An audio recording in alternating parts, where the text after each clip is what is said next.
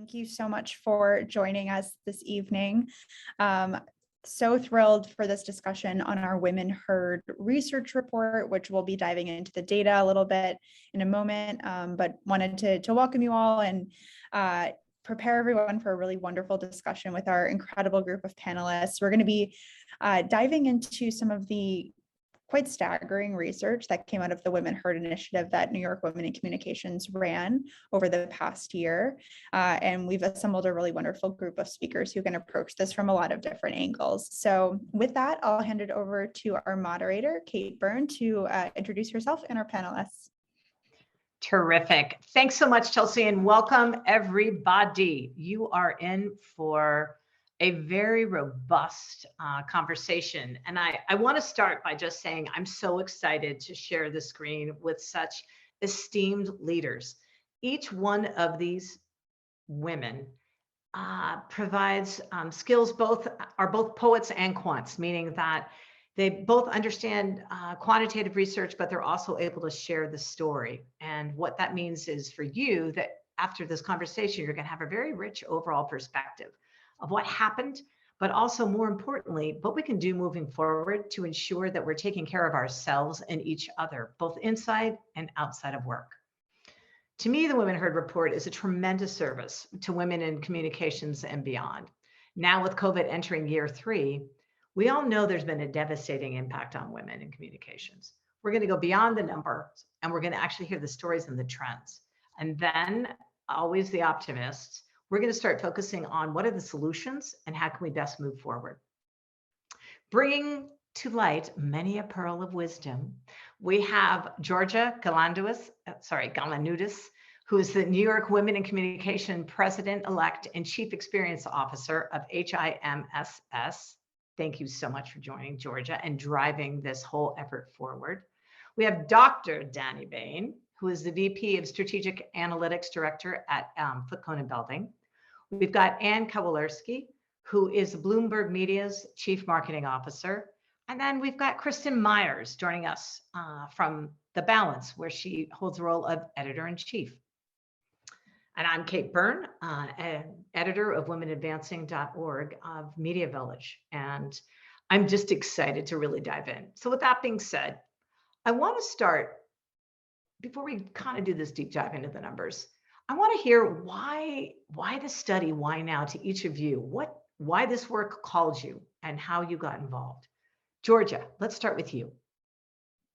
Great. Thanks, Kate, and welcome my colleagues here for this chat. It's wonderful to be able to talk about this subject matter that is not only important for folks in the outside world, but it's important inside, right?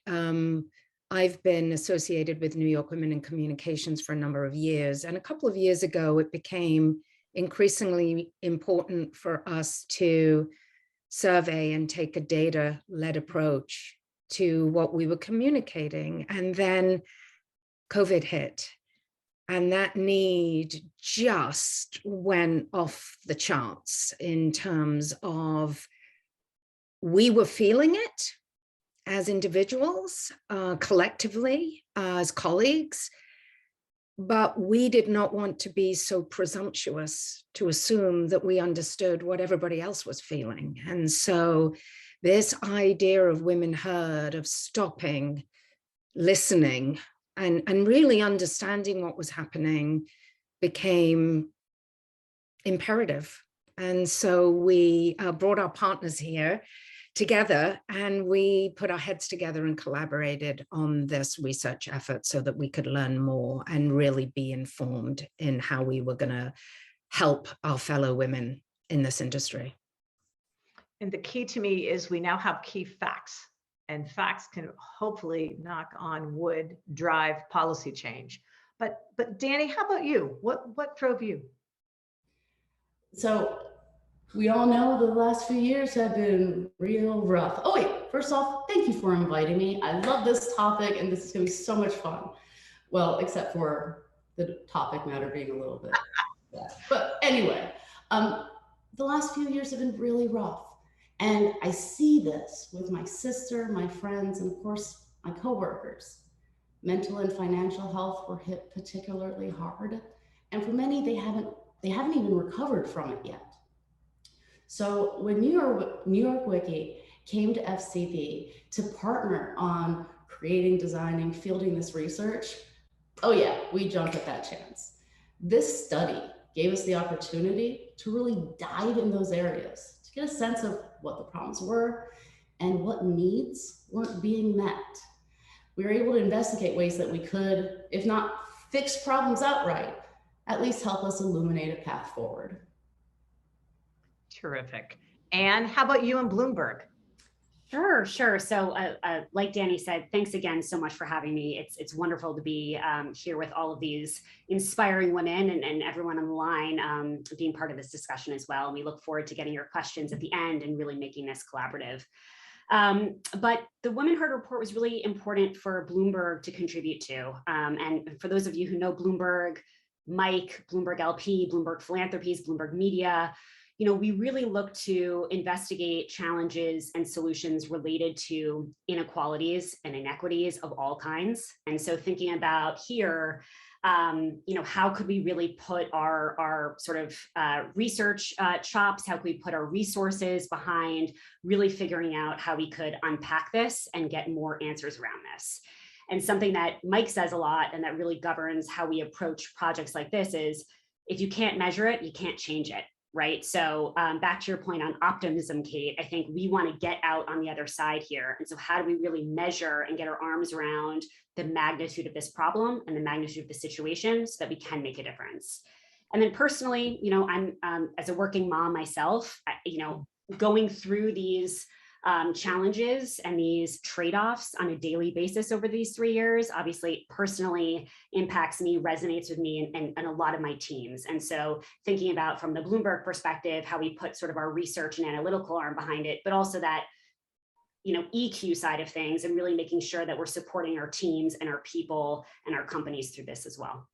Exactly. So well said, that EQ, and we're going to dig in a little bit later to exactly how that is just, if nothing else, magnifies in terms of importance. Kristen, how about you in the balance?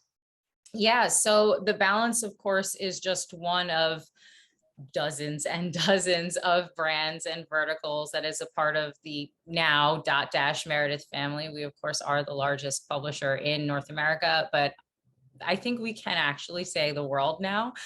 So our audience, our company is quite large. And so just like talking on a professional level, listen, women, we have so many women in leadership. I'm the editor-in-chief over at The Balance, and I am not at all alone in my role. We have a lot of really strong women that are leaders of the brands, and we have a lot of women that are a part of our audience. And I think it was just so important for Dotdash Meredith really to kind of reach out and hear what's impacting, not just our friends and our family and the people that are picking up our magazines or reading our articles online, but also to see how it's impacting us and our coworkers, whether it's our managers or our employees that we are managing. And so it's so important. I think too often women are not heard and our problems are not listened to. And we often are the backbones of our families. We are the backbones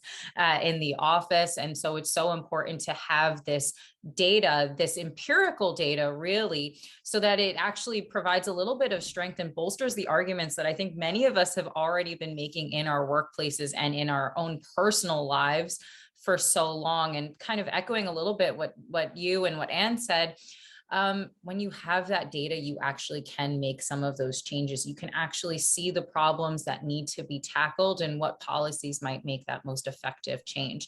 On a more personal note, over at The Balance, we talk a lot about finance and economics. And when it comes to the pandemic, as Danny was mentioning, finance issues really hit us hard just over the last 2 years. And a lot of these issues that women have been struggling with, whether it's things like childcare to inequity when it comes to pay, really was just magnified over the last 2 years. And it's really important to me to really talk about those stories and to really connect the dots for everyone.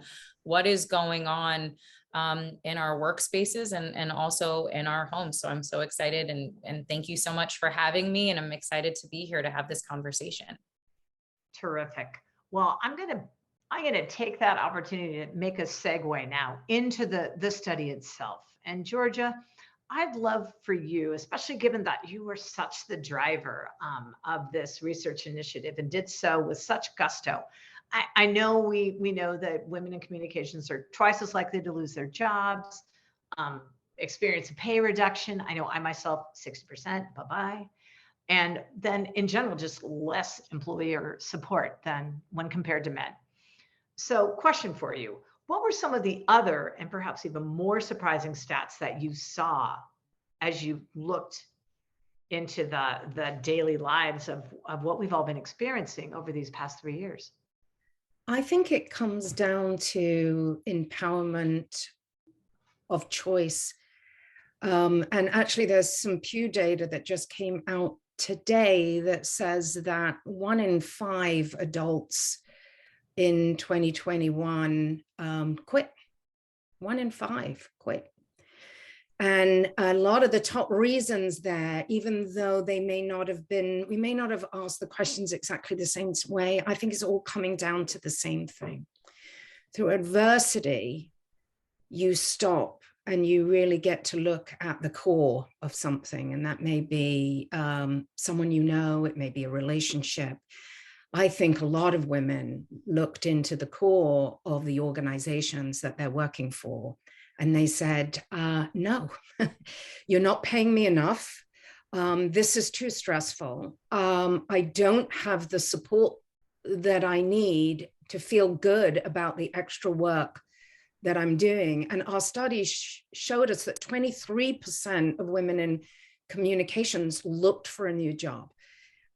So I just think it's given us an opportunity, which again, I think gives us pause for hope, that we've now done some soul searching and we are making some more informed decisions about what we want in our lives. Yeah, I mean, absolutely. We've seen the negative impact on such a number of fronts. So many of the systems that we live with right now, financial, education, clearly mental well-being and healthcare, are really crumbling. And I think that the content that comes from this study can really be put to use to help reimagine some of these systems. So one of those keys is finance. So Kristen, with the stat, as Georgia just said, and another 1 in 5 in the communications industry was losing their jobs. And then when you add filters like race and more service-oriented industries, they've been laid off in incredibly disproportionate numbers. We all know a layoff, obviously, can be soul crushing and confidence crushing, but so too can be the fact when you realize I'm not even being laid off. I have to quit because I've got to do caretaking, either be a sick parent, a sick child, and then sadly, if one of my, high risk family members passes, them as well. So what advice do you have for women when they're managing their money in these really tricky times, like either layoffs and also moving forward? Is there a specific place that they should start? And are there things they should stay away from? Yeah, that's such a great question. And I think so applicable to the literally hundreds of thousands, unfortunately, women that did lose their jobs throughout this pandemic. And I'm very glad that you mentioned the fact that a lot of women quit their jobs, and it wasn't necessarily a quitting because they just didn't feel like working anymore or no longer needed to work because they became, independently wealthy all of a sudden. But it's because, as I'm sure many of us know, caretaking burdens falls disproportionately on women. It is assumed that women will take care of the children, will take care of the aging parents, will be the ones to take care of the sick. And unfortunately, because of gender pay gaps, it is usually more harmful for the men to leave their jobs because then a family or a household will be essentially struggling more financially because a woman's income is historically and currently still less than her male counterparts. So just to get to the, basic personal finance sort of tips, I do have a more positive spin on this. I will say that when it comes to money, women already usually are the managers of the money in their households, which is a really good skill and an asset to have. And I should also say that women actually statistically, they got tripped up on that word, but statistically are actually better at managing their money than men. There are studies that prove that we are better when it comes to investing. We are better when it comes to budgeting. We are less likely to spend on splurge purchases than the men in our lives. So essentially, the first thing you need to do is when it comes to that, you need to lean hard on that budget, really trimming the fat, so to speak, focusing mainly on those needs and not on those wants. Getting frugal, sadly, if you have to. As we saw with the pandemic, I know I thought I was going to be out of the office for 2 weeks, and I'm almost ashamed to admit it now, welcomed the idea to be in pajamas for 2 weeks and not go to the office. And it now dragged on for it's 2 years and still counting. And if you lost a job, unfortunately, there was not going to be that quick bounce back. And so really making sure that you are willing and able to kind of get into it and really tighten those purse strings, so to speak, for the long haul is important. But I want to also just say this, whether you are being laid off or whether you did take a step back on purpose because you have to take on those caretaking duties, I think that this is also a really great opportunity and an important time to talk about the role of work in your life and what you really want your life to look like going forward. Do you want to be in a job that is more flexible, that will allow you to work from home, that will allow you to take care of your family if you need to, will provide you with those benefits? You know, there are companies out there that do provide those perks when it comes to daycare or providing financial assistance. And we need to start having really important conversations, I think now more than ever, about truly that role that your job, your career, that your work really does have in your life. And so I want to take the more positive spin on it that, you know, even though a layoff is a absolutely crushing event, especially financially, it is a very good opportunity, I think, to have that personal reset in your life and prepare yourself when you do go back out there to perhaps even get more than you thought you could ever have before. Yeah, that's really well said. It's a little bit of that work to live versus, live to work piece. And I think so many are really kind of having this opportunity, probably for the first time, if ever, to think about what their values are. And so who are the people they want to surround themselves with, and what do they want to be spending those really valuable hours? Because let's face it, time's an incredible form of capital, right, that we have. So, Anne, is this a contributing factor to Bloomberg's expansion beyond just finance and its creation of the multi-platform that's devoted to equality and more? Absolutely. And before I jump in there, I just wanted to, if I could just elaborate a little bit on what was just said there.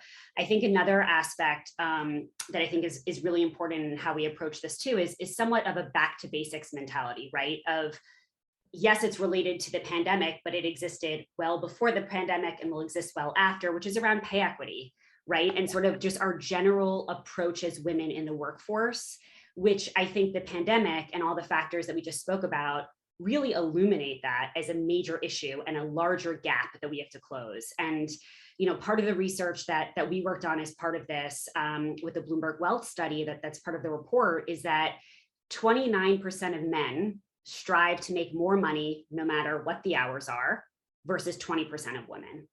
And 66% of women strive to achieve a work-life balance versus 55% of men.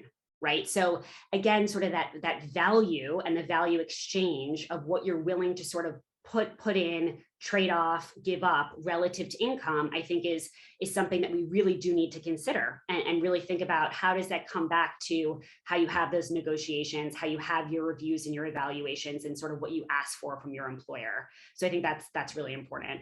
But coming back to what you asked, sorry, I just wanted to mention that because I think that's really important.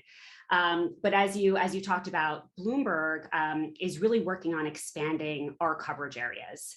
And I think, part of what we all went through in addition to the pandemic is a lot of the social unrest that's unfolded, right? The killing of George Floyd happened in this period. And after the killing of George Floyd, we sort of had this existential moment as leadership in the media business of, is there a media brand that is really covering equality and DE&I in the way that it should be? And our answer to that was no, there really isn't. There's not a permanent global news source that covers that. And given sort of the global breadth of Bloomberg and our areas in ESG particularly, we felt that we really had sort of the right and the credibility to play in this space and to really coverage equality from that global perspective. It's very focused on race in the US, but it's color and caste in other parts of the world. And how do we really take that broader perspective on what equality means?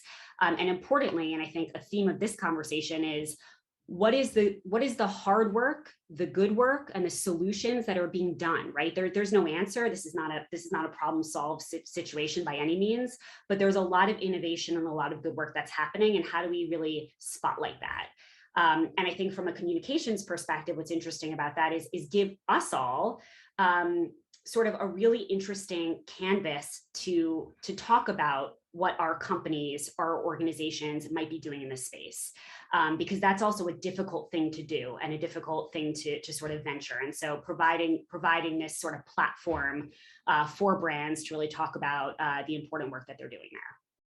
Well, and thank you for doing that, because I do believe that there are some really key questions, especially in the ESG arena, which have not been asked, right? There's sort of taboo, there's elephants in the rooms that people aren't addressing. And that's why we're not making some of the headway that we're hoping to, especially at least in, I know, my world, the impact investing space.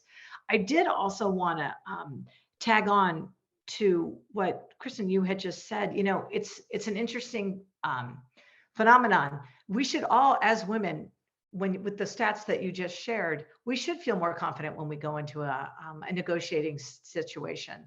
And also, I've seen stats where too, often our perceived perhaps more cautiousness in when we're doing investing and such. It's the very key piece, which is why so many women make great board members, because they do greater due diligence. They're a bit more patient to uncover, and pick at that odd little, capture in their tooth, their craw, to find out what is going on. So then as a result, when a company has more women on their board, they actually end up having higher results. So I throw that in because it's an interesting piece to this as well. So shifting into this whole notion of well-being, right? We all know we're experiencing a mental health crisis in our country, within our industry, and we've been there for quite a while. And as we've just said, now this study gives us the opportunity to talk about it. But Danny, while more and more people want to talk about it, it's hard. It is. So, right? So, and for women especially, because God forbid we ever admit that I need help. And if I do, that means I'm weak, or will I then be passed over? Or will it be the old, which I'm sure everyone here, I know I have, can she really handle it? So do you have any suggestions on how women can, approach these conversations, both at work and personal life? Well, I'm going to start with the personal life first. And you're exactly right. The impacts have been disproportionately higher on women, and in particular, women in our industry. For example, over two out of every 3 women said they weren't happy or optimistic about their future. That is so sad. That's such a high number. Whereas for men, it was only 1 in 2. So 68% versus 53. Big gap. And a lot of women are feeling this, and there's this stigma and there's this worry. So first and foremost, remember to be kind to yourselves. Things feel crazy because they are, and not only do things feel crazy to you, but they feel crazy to everyone. And you are not alone. We found this also over and over again in the research. And this "you're not alone" piece, this is what you need to keep in mind as you start to initiate those conversations, to ask for support from friends and family. Because your friends and family are feeling this too. And by being vulnerable by taking that step and asking for help, you're also helping them. You're providing your friends and family with a safe space where they also feel like it's okay, where they can open up to you to help lift some of their anxiety and stress and to also get some of the support they need. Now with work, that can be a different animal. Exactly. However, as you start these conversations, it's still a good thing to keep in mind. You're not alone. Your coworkers have had these similar concerns and questions. Your coworkers have had to start and initiate these conversations as well. Now, I don't know of the best way to approach this, to start these conversations, because a lot of it depends on the company culture. What is that culture? What is leadership saying? Because it comes from the top down. But personally, when I needed to have these conversations, I started with HR. They helped me to navigate the different policies and benefits that I could use and helped guide me through the next steps. One of those next steps was talking to my manager. Hadn't wanted to do that. It felt super weird, but at the end, I'm really glad I did. We worked out how much support I would need and when. And at the end of the day, it's just a relief to know that your coworkers, your managers, that they have your back. Yeah, I think, the conversation itself, I think that creating that culture of a brave space, we like to think it's a safe space, but I think it's more accurate where it's a brave space, right? And so you can speak your truth, right? And without worrying, oh my gosh, does that just mean that I'm going to lose everything? So the conversation itself, and I know Bloomberg Media, one of the contributions it had was to provide nationwide research on the conversation around the pandemic and how it had affected women in the workplace. So I'd be curious from that standpoint, how do you think we could destigmatize these conversations about mental health, right, in the workplace? Yeah, I think something that Danny said really resonates, which is about the company culture. And I think one of the things that we have to do as employees and leaders in our organizations is really, I think, mandate that mental health is part of the conversation. One of the things that we did that I think was really transformative in sort of destigmatizing the conversation was we have a series of culture commitments. And they're sort of what you would, what most organizations have as culture commitments, things about collaboration or, being obsessed with clients and client satisfaction, things of that nature. And we actually added two new culture commitments this past year on mental health and wellness. And so I think, to Danny's point, starting at the very top and putting in writing that these things matter, we need to take time to talk about them. We need to take time to meet about them. We need to have sort of systems in place and the functionality in place to actually lead conversations around them.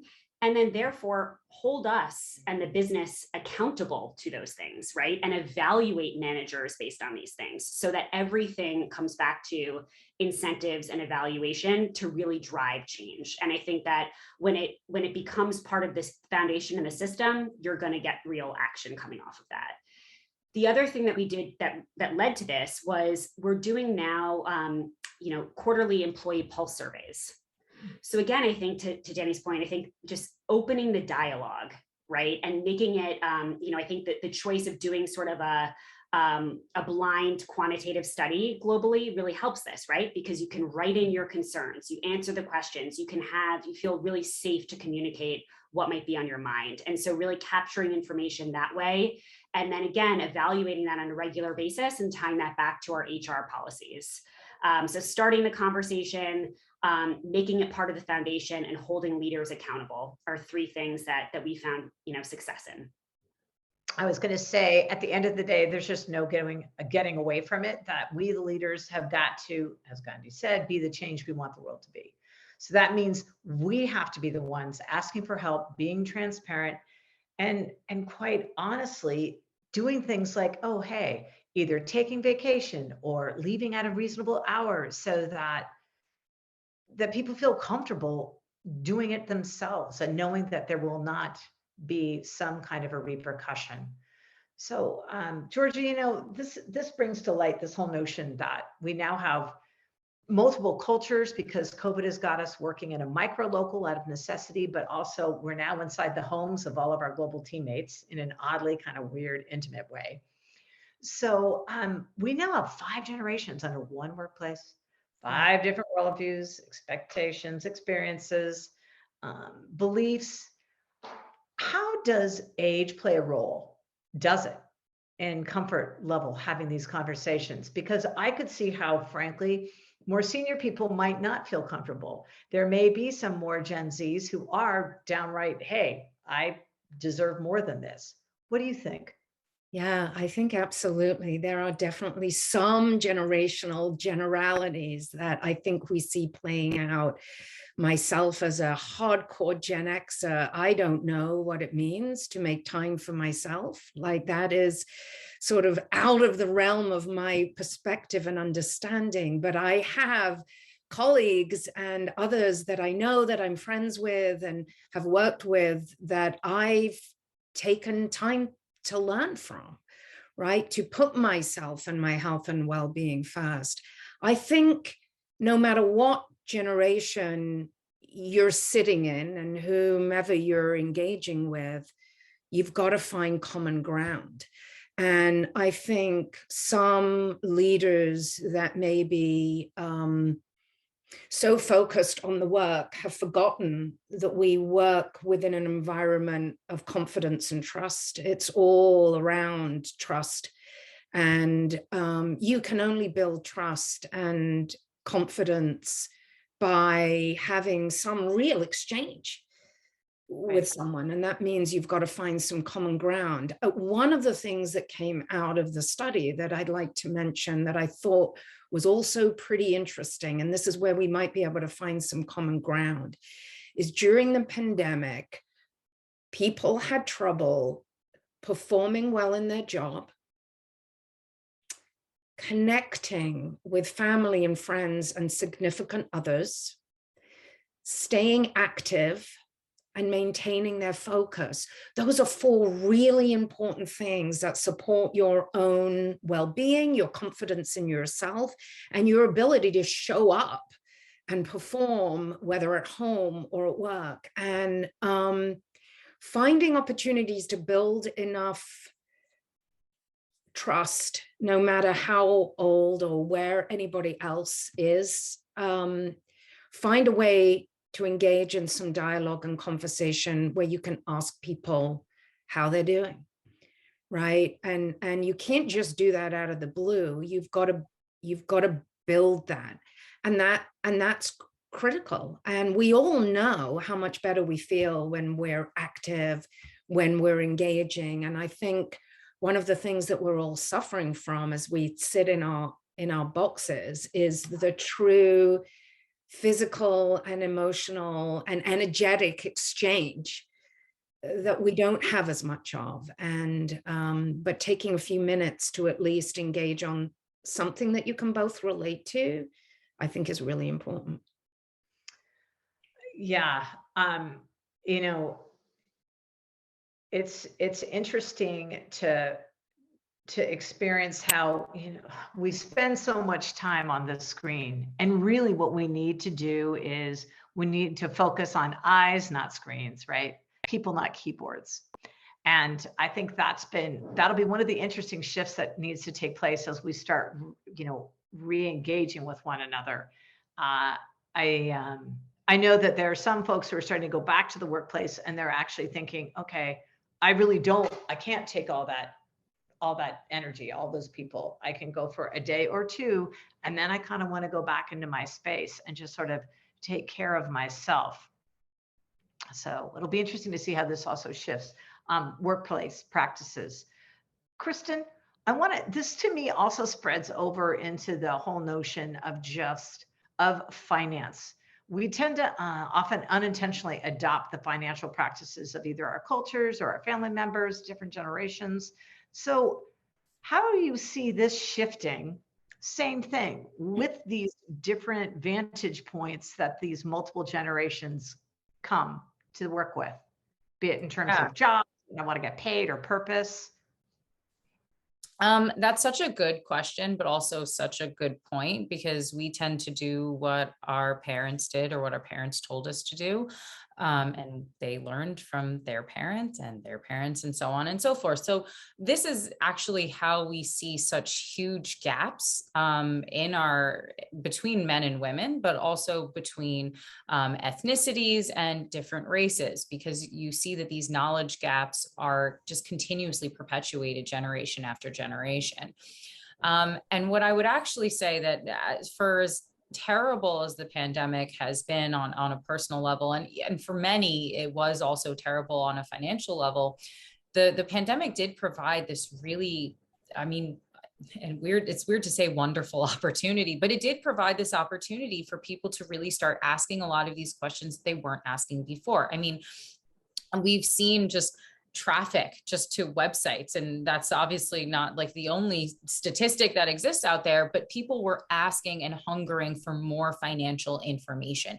They were saying, hey, I am not spending as much money on Ubers if you're, in the city, and I'm not going out as much or actually at all anymore, and I'm cooking. And so it's like, what do I do with all of this cash now? And I hear this, the stock market. What is that? What should I be putting money there? Should I be investing? We have seen more and more women, for example, getting involved inside the market. And as I mentioned, women already do better when it comes to their investment portfolios. So this is a really wonderful time to get involved and get investing. We see people asking more questions about what they should be doing or how they should be thinking about their retirement. And while we talk a lot, and I think that Gen Z and then millennials particularly are very big on breaking these generational curses, so to speak, I think a lot of these financial curses and these kind of financial burdens that we've really borne for so long are really starting to get broken now. I mean, quite literally, just anecdotally, my girlfriend texted me about an hour ago to our group chat to talk about how much she should be putting in her retirement accounts. She has never texted me this before. The conversation that I was having with the, women in my life just a couple years ago was so different. And now it is so focused on, making smart money decisions, but also even when it comes to our careers and the benefits, having smarter conversations about how we should be negotiating for more pay, how we should be negotiating for better benefits. I think so many people, and women particularly, the jig is kind of up. People realize that they are in a way getting screwed at work, that they're not being paid as much as they are worth, that they're not getting the benefits that they should be getting, and that there's so much more out there that is really literally on the table for them to start asking for or demanding. And thanks to this economy that we're in right now, frankly, employers are not in a position to say no. We have too many jobs that are open. We have not enough employees or workers that are there and that are available. And so I'm always the one that goes out on air and in articles advocating, now is the time to make your demands, be bold and be aggressive about them. If you thought that you were being aggressive in your asks for a higher salary, add even more to that, because you probably weren't being aggressive enough. Go out there and really make sure that you are holding everyone accountable to making sure that you are getting your worth. And if you're not, do not be afraid to leave and go somewhere else where your talents and where your time is going to be better appreciated. I couldn't have said it better. I hope my daughters are listening, as they're both relatively recently graduated from college. And the first thing I said was, when you're negotiating your salary, always go back with the second ask, much to their chagrin. And they're, oh my God, Mom, nobody does that. It's like, well, you have to. You're right. We didn't, so you have to. Because otherwise, now's the time to leverage this power unapologetically and your voice. So now you've got me all revved up. Speaking of revved up, comms people, that role was under so much pressure. And it was really unique because folks, we were all in this role where we had to come up with stories and, kind of like, just keep swimming, just keep swimming. It's all fine. It's all going to be okay. Everything's under control. Meanwhile, so many of us were battling our own demons and our own situations and having to stay just complete calm poker face. My question's two parts. Do we think now that because of the handling and the importance of keeping everybody quiet and also sharing and shedding light that, the sky isn't completely falling, it is a little bit, but we've got it covered. Is that going to elevate and perhaps give comms more power and give it a legitimate seat at the table? Anne, you're at CMO. What do you think? And Georgia, I'd love to hear what you think too. I think unabashedly, yes, and emphatically. I mean, I think what we saw in a couple of different dimensions of that, I think the innovation that comms and marketing had to, take on board during this, put us in such a better position to do everything that this conversation has been talking around, right? About demanding more power, more responsibility, and therefore better pay, better benefits, et cetera, right? But I think we were really steering the ship as sort of the tip of the spear with a lot of this work, right? Whether it be how we go to market, how are we doing advertising during a pandemic? How do we show up in the right voice? How do we not say something that's going to totally mess this up for our company and our brand, realizing this is uncharted territory, right? And I think given that a lot of us had to navigate that with our CEOs and boards, that put us in a unique position of power. And I think built trust with these people in different ways than we've had before. And I think really got us a seat at the table that we haven't had before. And I think that's a really exciting, outcome of this, and something that we should turn into how we actually grow our roles. And so to the conversation around, demanding pay equity and sort of what we deserve, I think it comes with also because I'm broadening my responsibility and because I'm impacting the business in a really, really positive and significant way. And I think this allowed us to really leapfrog perhaps where we were in that conversation before this. So absolutely. And I think just the adaptability that us in these roles have had to do both personally and professionally, to your point of having that sort of stoic face and sort of the fake it till you make it through this, I think it maybe proved to us even personally that we can do this, that we can overcome things, that we're able to take on sort of the next challenge. But I think adaptability and innovation were such, we all rose to that occasion. And I think that'll really help us as we think about sort of the next phase. You know what? I think we should just get rid of that word fine. How many times have we all said, oh, I'm fine. I'm fine. So Georgia, what do you think? Well, I agree with everything that Anne said, but I might not be quite as optimistic. She's working for a rather evolved gentleman in a very evolved organization. So I think the women are going to have to, I think we're going to have to fight to maintain that seat at the table. I think absolutely it's there now, and the recognition of worth is there. The importance of that role has been elevated and spotlighted in a way that wasn't there before, but I think we're going to have to fight to keep it. One way I think to do that, when maybe things settle, is to really lean in, depending on what kind of comms role you have, is in the role that you can play internally. We know that, as we've talked about and everybody's mentioned before, right, it is a employee buyer's market right now, and employers have to really step up, and the comms team can play a pretty critical role too in making sure that that employer's brand is true to its core values, and that it's reflecting what's being heard from the staff themselves. Exactly. It's in communications of that intangible, of that intangence, if you will, right? That halo effect that is then shadowed on and over. All right. Well, believe it or not, we got to sort of start wrapping up, because I want to be sure that we give plenty of time for people to ask questions. So with that in mind, I'm going to ask because we promised we would focus on solutions. So lightning round, one best practice from each of you that you would encourage people to try and put into place moving forward. Danny. So we've talked a lot about the importance of culture and the importance of establishing that culture from the top down. So the one important thing we need to know going in is that a lot of the leadership has a blind spot, like a giant blind spot to how much this is actually hurting their employees. Senior level executives were 5 times more likely to be optimistic and happy about their future. So a lot of it is just sort of recognizing that everyone has their own burden that they're carrying and that others need more help. Right. A little bit of empathy and, oh, hey, we're not all you. Right. Yeah. Kristen? Thank you, Danny.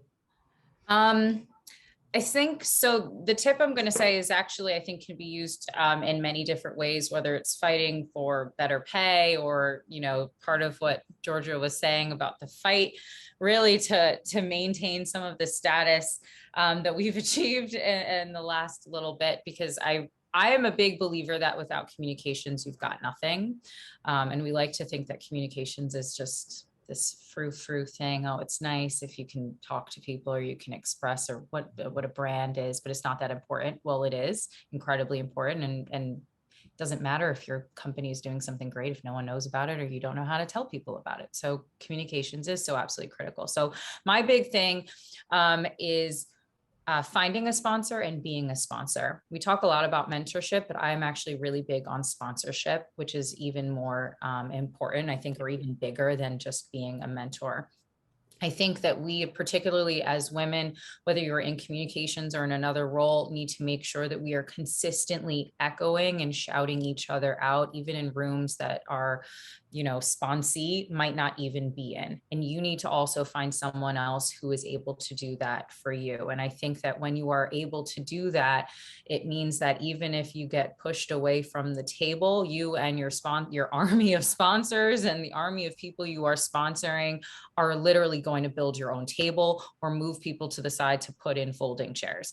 It forces people to reckon with the fact that you are there, that you are important, that your role is needed, and that your role is necessary, and also to consider how perhaps you or your team or your vertical might be needed in ways that they were never thinking about before. So I'm very big on find someone behind you that you can sponsor and find someone above you that's willing to sponsor you, and then making sure that it's a team effort all across the board to really keep that progress going. Terrific. That spawned some questions that we'll get right to as soon as we finish with Anne and then Georgia. Sure, I'd say investment, not necessarily literally, although I think we've talked a lot about that, but I think investing in yourself. So a lot of people turn to baking bread or getting on their Peloton maybe more than they normally did, but I think Georgia mentioned this. We all were sort of forced to think about, because we maybe had a little bit more time in the beginning, to do something personally. And I think if we can carry that forward, I think that's really important, that you should make that time, even though it can be hard for us. So whatever that might be, investing in sort of your company and your team. So again, thinking about the conversation we've had around how we stay in touch with people, how we stay in communication with them, understand what they're going through, and continue to do that after this pandemic, right? Not just, you know, have these weeklies or dailies with our team, but how do we continue that into the future? And then lastly, I think this is more of a literal interpretation of investment, but as marketers or communicators, investing in our brand during these types of moments, whether it's an economic downturn, whether it's a pandemic, is more important to build that brand, to the point made earlier, than any other thing that we can do, right? So really leaning into figuring out how is it best to actually market a message in these moments do help set our brands apart. So I think it's personal, kind of cultural, company, and then even at the broad sort of macro marketing perspective. I love that. I think too, I love your word investment, because it makes me think of just sort of a commitment to curiosity. and that curiosity about the people that you're working with and the job that you're doing. And if you are curious and you ask questions and you listen, you'll be amazed at what you're able to learn and uncover about the people around you. And I think that's critical because, again, I think it goes back to trust. I would also just say too, if you are in a leadership role, just don't be afraid to show your vulnerability. People learn by observing and watching, and you need to lead by example. And if we're going to open up to the brave space where people can ask the questions and have dialogue around these tricky, thorny topics, we've got to open up the space for that and lead the way and not be afraid to show our own vulnerability in that. Agreed. And then we also each have to trust ourselves and trust that there's enough so that when fellow women do well, that we, to earlier points made, we actually support each other and we applaud that. And we see that as a mirror of what's to come for us rather than, damn, that was my one chance. No more of that. We've got to really start supporting each other. I can't, we're so much bigger than that. And so I really challenge each of us to remember that and not give up on ourselves that way. So I'm not going to thank you all. I'm going to do a mini thank you all, but I want to switch over now. We've got a couple of different questions that have been spurred. And then for those of you who have questions, two ways. One, you can raise a hand, or I'm going to right now tackle Shelley Price has put a few thoughts in, and you feel free to put them in the chat as well. And Shelley, I'm going to take your second question, which was some past concerns about fighting for your worth or a seat at the table. The risk of this is that while you might get that promotion, you could still be labeled, right, difficult woman, right, and excluded from going forward. So that promotion really might cost you moving on. Do you still find, is this still true? Or if so, where's the balance between being strong, and managing that risk, that type of repercussion, right? It's sort of, the age-old, well, a guy is ambitious and a woman is, a harpy. So who would like to take that? George, I can see you raising your hand. I'll do a quick start. I think. Oh, you're on mute. Oh, am I? Yeah, now you're not. Great. You're good. I think it's still very present, and it depends in the culture that you're living within. However, I will say, and this is another, I think, positive byproduct of the pandemic, is that we are beginning to recognize the types of leadership skills that women bring to the table as being more valuable, as being more important, that level of EQ and those things. That I don't want to say that there aren't terrific men that have that as well, because there are. But I think generally speaking, women lead with empathy more regularly, and we need that today. So I don't know how to answer your question entirely, Shelley, because I do think it's still quite real. But I do think we're in a moment in time where it is evolving and it's beginning to change. So I know, Kristen, I think you had something you wanted to add into that. I laughed when I saw the question, not because it's a funny question, but because I think everywhere I've ever worked, I have been branded as very opinionated and very aggressive. And it's pretty much known off the bat that I'm going to be that way.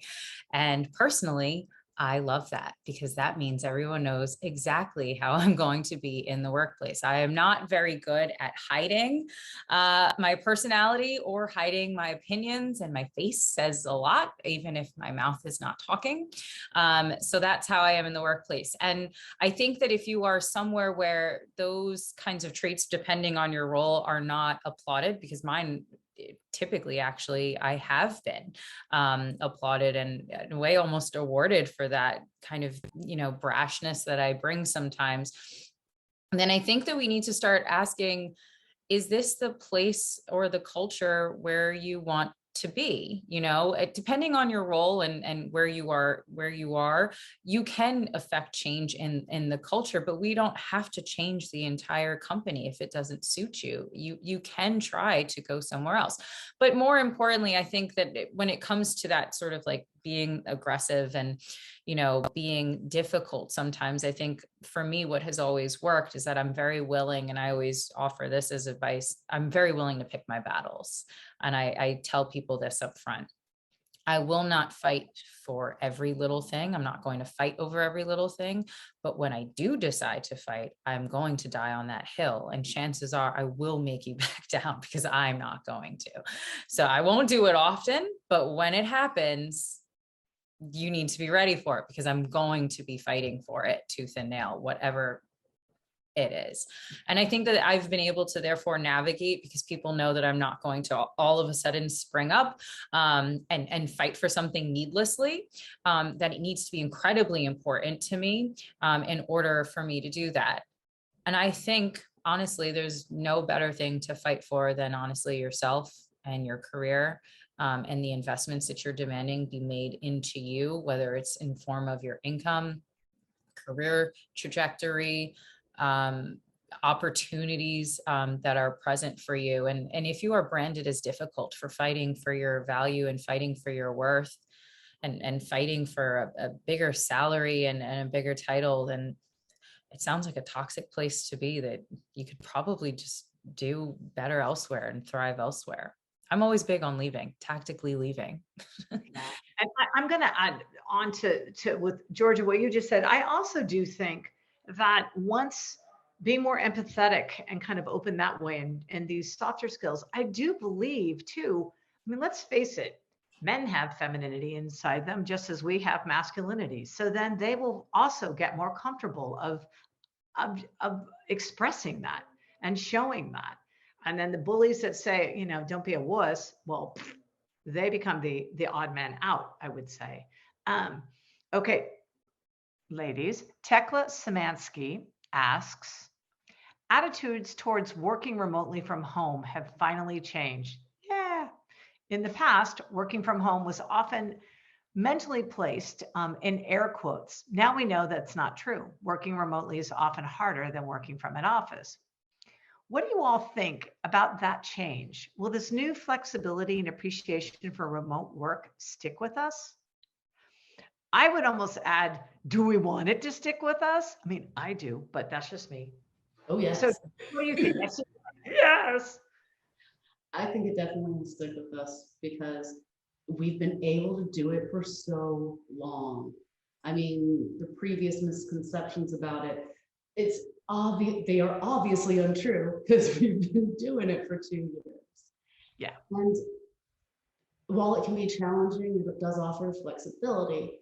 And it's something that more and more people are looking for as requirements in their new roles.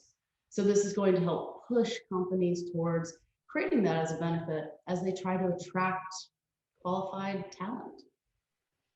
I was going to agree exactly with that, Danny. I think it has to for talent purposes and retention. If we look at who we're competing against, we're not competitive if we don't have some sort of flexibility. I do think, as I am back in the office 3 days a week, I do think hybrid might be more of a situation than full work from home. And I do think that there are benefits to that. I think to the conversations we were having here about, the emotional connections, looking people in the eye, the not having to schedule a virtual coffee to talk about something, but actually just naturally walk with someone out of the building and sort of have that conversation. I think those are moments that are hard to replicate via Zoom. And so I think the idea of having both is wonderful, but certainly I think we have to remain, the flexibility has to remain for us to stay competitive from a talent acquisition perspective and a retention perspective. And I also think it has to remain for the very point that Kristen made earlier, the fact that, some of these people are having to work from home more because their caretaking situation has really changed. So you want to keep a good worker, they demonstrate their value, they get it done, right? So we have a question from Lily Vining. Thank you all for the insightful discussion. Do you have any advice for young women just entering the communications field, especially in this new age of the remote workspace? I mean, that had we had more time, I was going to say, what advice would you give your younger self, knowing what you know now? I always love that. And I always wish I would listen to it. But what advice would you give? Ask for that virtual coffee from someone you admire or someone that you think may be interesting. Do it. Just ask. Chances are they'll say yes. But then when you show up, make sure you bring your curiosity and that you want to engage and listen to what they have to say. And chances are that interaction may lead to another interaction and to another. But it starts by just ask. Just ask. Create that career path and plan. 5-10 years, where do you want to be and how are you going to get there? And I think use that remote coffee to help figure out what are those skills you need to acquire today to make you marketable for that role 5 years from now, 10 years from now, and make sure you're, extracting that value from your current workplace to set you up for that success. And Kristen? I would say, I don't want to say bring your necessarily like your personality, although you definitely should. But I would say don't be afraid to be creative and innovative and to bring in your own personal experience. I think that particularly when you're starting out and when you are young, you think oftentimes that you don't have as much to offer. And I think that the way we are thinking about communicating with each other, the way that we think about expressing ourselves, our brands, our messages changes all the time. And more often than not, we are always thinking of ways to be cooler or more interesting or reach as many people as possible. And I often find that sometimes it's the youngest members on our team or the newest members on our team that actually are the most insightful or the most creative and the most innovative and have some of the best ideas. And so I would really say to lean in, to those personal experiences and not to be afraid to open your mouth and be loud about sharing some of your ideas, even though it is, really scary to do, especially as the new member on your team, because you do have something to offer from your personal experiences, whether that's your age, your ethnicity, your race, your background, your gender. Bring all of that into the workplace and don't be afraid to be innovative and bold with what you do in your career. Absolutely. And Danny? Yeah, I was just this sort of builds on something, Kristen, that you had mentioned earlier. My piece of advice would be, don't be afraid to switch jobs. If you don't feel like they appreciate you, if you don't feel like it's the right place for you, then leave. Like seriously, so many times I've heard of people trying to tough it out because, it's not long enough or, just maybe. Don't be afraid to leave, especially when you're young. That will just allow you to find that fit more quickly, and it'll help you advance and progress in your career way faster than you would expect. And along those lines, when you are doing interviews, I would be sure to take a look and try if you can. I know it's, the remote workplace, but I would try to figure out a way to actually get inside the building and sort of get a sense of, you'll get the vibe of what the group is, and also look at their, some of the different social media feeds and such. I know when I was taking my daughter to look at colleges, the first thing I did is I went to the coffee houses, because that's where you kind of got a sense of what really happens here and who are these people, as opposed to the shiny, happy, woo, woo, woo. And second, really probably what you're going to end up doing doesn't exist yet. So as everyone here said, be curious, have an idea, get the skills, be voracious. And yeah, if it is not a fit, see ya.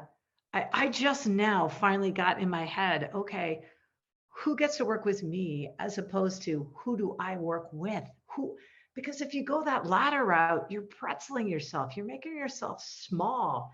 You do the world no service at all, dimming your light. You just don't. So shine, shine, shine, because we need that. Chelsea, do I have time for one more question, or are we mic dropping? Let's do one more for anyone who can stay. Lots of great questions coming in. Yeah, no, I know. I'm going. I see Shelley back at it again. This was okay. A follow-up to Georgia. Your response that we are increasingly recognizing the different and valuable attributes women bring to the table and to leadership. Does the we really include men of various generations? Nicely put. It's hoping not just women, seeing and saying as one hand clapping makes no sound, although I got a sound going. I think it's going to take, we're going to have to let the data lead the way. Yeah, and we're going to have to keep our foot on the gas. I think even Shelley, you had put something in earlier about the research and startups and entrepreneurs. And, Kate, you mentioned about women leaders on board. There is a lot of data out there that absolutely supports women in leadership roles and the types of characteristics that women leaders bring to their org. And so I think it just is going to require all of us. It's certainly something that New York Women in Communications is very focused on, trying to bring the recognition of the data and the facts to the forefront because it's irrefutable. And eventually everyone will either catch up, figure it out, or quite honestly, age out of their role. And some people, we just going to have to wait them out, I'm afraid. That just may be the reality. Yeah. I will share that earlier in my career, I had one very abusive boss, and he spoke to me like I've never been spoken to. And I did exactly what you all said. I left. It's like, this wasn't going to work. And what I did do was I wrote a note to him because I knew he had 2 young daughters. And I said, as one would, thank you very much for this fabulous opportunity.